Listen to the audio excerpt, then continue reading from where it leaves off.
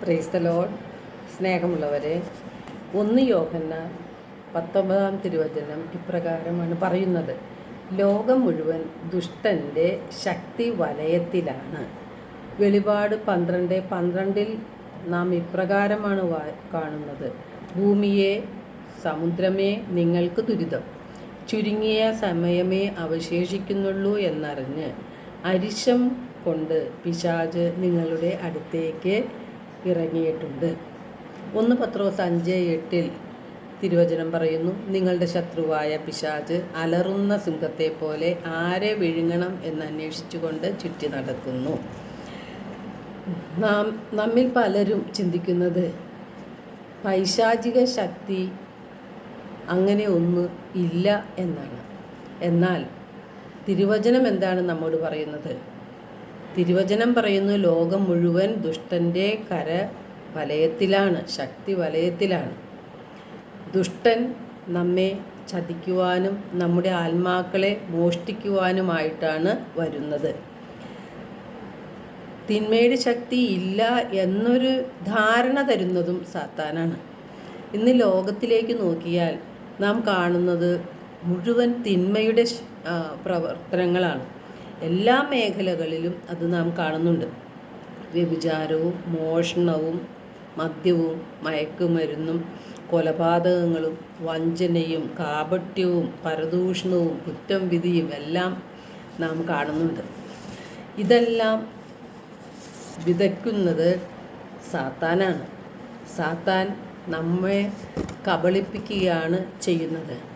നമ്മുടെ വിശ്വാസത്തെ അവൻ നശിപ്പിച്ചു കളയുകയും ദൈവത്തിലും ദൈവവചനത്തിലുമുള്ള നമ്മുടെ വിശ്വാസത്തെ അവൻ നശിപ്പിക്കുകയുമാണ് ആദ്യം ചെയ്യുന്നത്. പിന്നീട് അവൻ നമ്മുടെ മനസ്സിനെ അന്ധമാക്കി കളയും. അപ്പോൾ സുവിശേഷത്തിൻ്റെ വെളിച്ചം നമുക്ക് ലഭിക്കുകയില്ല. നാം നമ്മുടെ ഹൃദയത്തിലേക്ക് നോക്കിയാൽ എന്താണ് കാണുന്നത്? നമുക്ക് ക്ഷമിക്കാൻ പറ്റാത്ത അവസ്ഥയാണ്. നമ്മെ വേദനിപ്പിച്ചവരോട്, നമ്മെ ദുഃഖിപ്പിച്ചവരോട് നമുക്കൊരിക്കലും ക്ഷമിക്കാൻ പറ്റുന്നില്ല. അതുപോലെ നമ്മുടെ ചിന്തകളും വാശിയും വൈരാഗ്യവും പ്രതികാര ചിന്തകളുമാണ് നമ്മുടെ ഹൃദയത്തിലുള്ളത്. അതുപോലെ അസൂയയും അഹങ്കാരവും സ്വാർത്ഥ ചിന്തകളും വാശി, വിദ്വേഷം ഇതെല്ലാം കൊണ്ട് നമ്മുടെ ഹൃദയം നിറഞ്ഞിരിക്കുകയാണ്. വിദ്വേഷം മൂലം പലരും അശുദ്ധരായി തീരുന്നു എന്ന് വിശുദ്ധ പൗലോസ്ലീഹ നമ്മെ ഓർമ്മിപ്പിക്കുന്നുണ്ട്. എന്നാൽ നമ്മുടെ ഹൃദയത്തിലെ ഈ പാപമാലിന്യങ്ങളെക്കുറിച്ച് നാം അംഗീകരിക്കുകയോ അവ ഉപേക്ഷിക്കാൻ തയ്യാറാകുകയോ ചെയ്യുന്നില്ല. അതും സാത്താൻ്റെ കെണിയാണ്.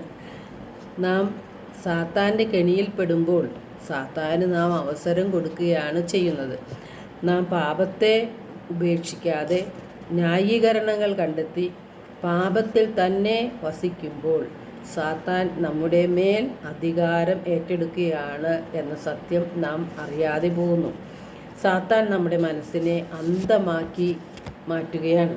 എഫേസോസ് 4:11 സാത്താൻ്റെ കുടില തന്ത്രങ്ങളെ എതിർത്തു നിൽക്കാൻ ദൈവത്തിൻ്റെ എല്ലാ ആയുധങ്ങളും ധരിക്കുവിൻ എന്ന് വിശുദ്ധ പൗലോസ്ലീഹ നമ്മെ ഓർമ്മിപ്പിക്കുന്നുണ്ട്. അപ്പോൾ നാം എന്താണ് ചെയ്യേണ്ടത്? തിന്മയുടെ ശക്തി നമ്മെ സ്വാധീനിക്കാതിരിക്കേണ്ടതിന് നാം എന്താണ് ചെയ്യേണ്ടത്? ദൈവത്തിൻ്റെ സംരക്ഷണത്തിൽ വരണമെങ്കിൽ നമ്മുടെ ഹൃദയത്തിൽ വചനമുണ്ടായിരിക്കണം. വചനമനുസരിച്ച് ജീവിക്കുകയും ചെയ്യണം. വചനം കേൾക്കുക മാത്രം ചെയ്യുമ്പോൾ നാം ആത്മവഞ്ചകരായി മാറും. നാം ആത്മവഞ്ചകരാകാതെ വചനമനുസരിച്ച് ജീവിക്കുന്നവരാകുമ്പോഴാണ് കർത്താവിൻ്റെ സംരക്ഷണം നമുക്കുണ്ടാകുന്നത്. സാത്താന് നമ്മെ തൊടാനോ നമ്മുടെ അടുത്തേക്ക് വരാനോ സാധിക്കുകയില്ല. കാരണം കർത്താവിൻ്റെ സംരക്ഷണത്തിലാണ് നാം ഓരോരുത്തരും. നാം എഫേസോസ് ലേഖനത്തിലെ 6-ാം അധ്യായം 10 മുതൽ 17 വരെയുള്ള തിരുവചനങ്ങളിലൂടെ വിശുദ്ധ പൗലോസ്ലീഹ ഒരു ആത്മീയ സമരത്തിന് തയ്യാറാകാൻ പറയുന്നുണ്ട്. കർത്താവിലും അവിടുത്തെ ശക്തിയുടെ പ്രാഭവത്തിലും കരുത്തുള്ളവരാകുവിൻ.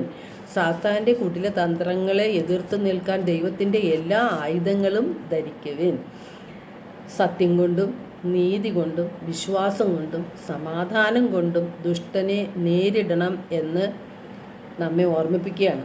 രക്ഷയുടെ പടത്തൊപ്പി അണിയുകയും ദൈവവചനമാകുന്ന ആത്മാവിൻ്റെ വാൾ എടുക്കുകയും ചെയ്യാനാണ് നമ്മെ ഓർമ്മിപ്പിക്കുന്നത്. യേശു പഠിപ്പിച്ച പ്രാർത്ഥനയിൽ സാത്താൻ്റെ കുടില തന്ത്രങ്ങളെ എതിർത്ത് നിൽക്കാനായിട്ട് പ്രലോഭനങ്ങളെ അകപ്പെടുത്തല്ലേ എന്ന് നാം പ്രാർത്ഥിക്കുന്നുണ്ട്.